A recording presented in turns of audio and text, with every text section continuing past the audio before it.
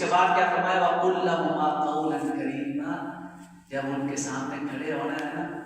جتنی عزت کے ساتھ بات کر سکتے ہو، جتنی عزت کے ساتھ بات کر سکتے ہو، اتنی عزت اور ادب اور ریسپیکٹ کے ساتھ اپنے والدین کے ساتھ بات کرو، جتنی عزت کر سکتے ہو۔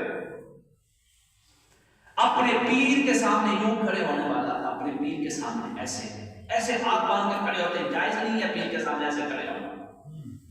یہ شرک ہے، اس کو ہم بھی کہتے ہیں شرک ہے۔ اس طرح کھڑا ہوتے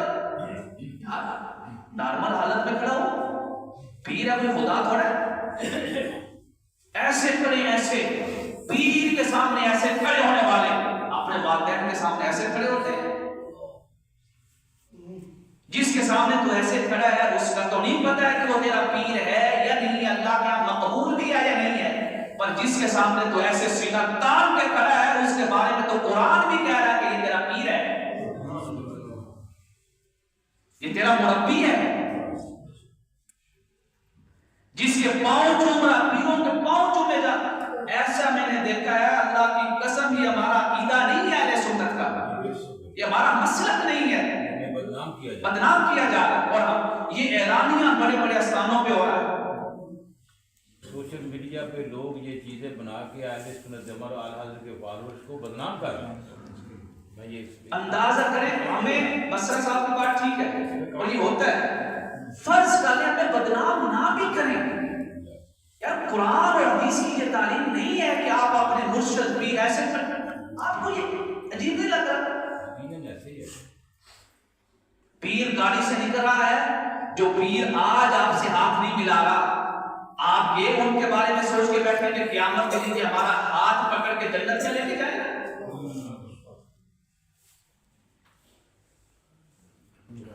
جو پیر آج آپ کو صرف اپنے پاس اس لیے نہیں بٹھا رہا کہ تیری جیب خالی ہے،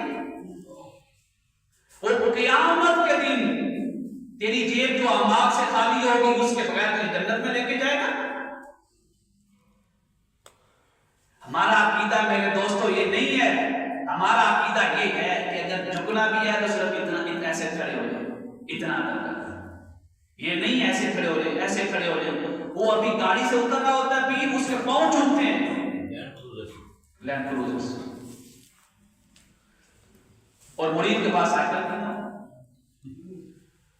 بتانا یہ مقصد نہیں ہے، بتانا یہ مقصد ہے کہ جن کا اتنا ادب نہیں سکھایا گیا ان کے سامنے اتنا ادب، اور جن کا ادب سکھایا گیا وہ کوئی دور نہیں ہے، وہ تیرے ساتھ تیری چار دیواری کے اندر ہر ٹائم سائے کی طرح تیرے ساتھ موجود ہے، اور وہی صرف خلوص سے دعا کرنے والے ہیں، وہی سارے خلوص سے